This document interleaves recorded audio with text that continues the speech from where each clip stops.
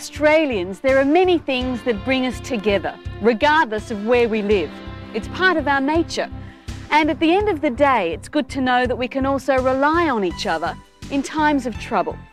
It's this spirit of cooperation that has seen an interconnection of the electricity systems of South Australia, Victoria and New South Wales to create an integrated electricity market.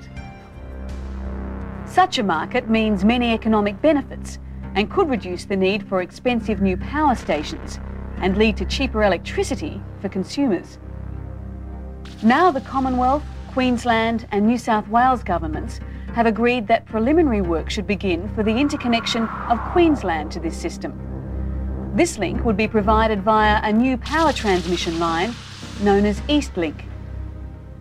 Built by Pacific Power in New South Wales and the Queensland Electricity Commission, Eastlink would allow both states to share excess and reserve generating capacity, providing greater strength and stability to existing systems and benefits to consumers. Almost 1,000 people a week are moving to Queensland, and as the state grows, so does the demand for electricity, to the point where new generating capacity is expected to be needed as early as 1998. Eastlink is one option being currently examined by the Queensland Electricity Commission to meet that growing demand. But even if it's decided Eastlink is not the right option for 98, it will still be necessary to construct a new line sometime in the future, when other interconnected states might need to buy extra power from Queensland and vice versa.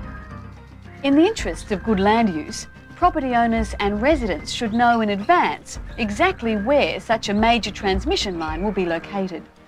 And although the construction of Eastlink will not take place until the benefits outweigh the costs, all three governments agree preliminary work has to begin now.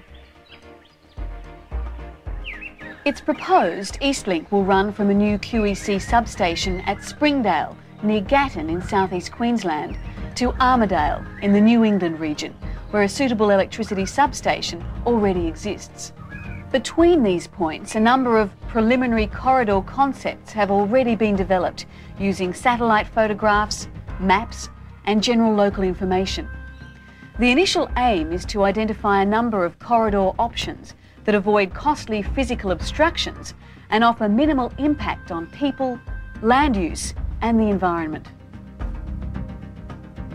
These preliminary corridor concepts will serve as a starting point for a major community consultation process that will help select the route of the new line. Community input is vital to all stages of the process. To encourage this, a number of information centres and mobile displays will be set up to provide up-to-the-minute information and access, as well as telephone hotlines and newsletters. And there's bound to be plenty of other informal community discussion as well. It's 3 minutes past 12. This is Community Radio. Today's Station Talkback topic is on the proposed transmission line from Springdale to Armidale. What are your concerns? Let's open up the lines. Good morning, Mark. I'd like to know what happens now preliminary route concepts have been developed. Landowners, the general community and private and public bodies are invited to comment on the concepts to help select a range of corridors. These corridors will be refined, then studied and compared in a document called the Corridor Selection Report. Following further public comment, both the Queensland Electricity Commission and Pacific Power will select a preferred corridor, one that achieves the best balance between the needs of the community and the environment, taking into account both technical and economic factors. And before any final decision, an environmental impact assessment will be carried out. It's all well and good to be talking about community consultation, but when do we actually get a say in the process? You'll be able to have your say at any time, but in particular, there'll be 3 significant stages for input. Now, at project announcement, to comment on the development of corridor options. Later, to provide feedback to help choose a preferred corridor. And finally, to respond to the environmental impact assessment documents. OK, let's take another caller. Good afternoon. Who do we have online? G'day, this is Mike from Tenterfield. Isn't there some sort of health hazard associated with magnetic fields from power lines? Electric and magnetic fields, or EMFs, surround not only transmission lines, but street power lines, house wiring and electrical appliances. Pacific Power and QEC have studied the reports of possible health effects over recent years and understand your concerns. The position at this stage is that adverse health effects have not been established, but legitimate questions have been raised. These questions will only be resolved by further high-quality research and informed discussion. But are we really up to date with the latest overseas research? Australian electricity authorities keep in close touch with research going on throughout the world, as well as sponsoring research in Australia. They are committed to sharing information openly and freely on this important issue. In designing and siting new transmission lines, Pacific Power and QEC are also committed to listening to community feedback on EMF, along with other issues and priorities that influence the final outcome. Yes, and what are your thoughts on the transmission line from Springdale to Armidale? I really want to know what this line's going to look like. The new line will probably consist of a double-circuit tower construction, typically 40 to 45 metres tall, situated in a property easement about 60 metres wide.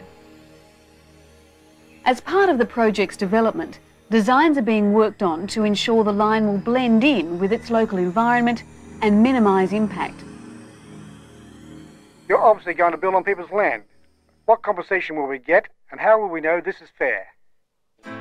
Pacific Power and the Queensland Electricity Commission have prepared detailed brochures that give information on easement requirements and compensation.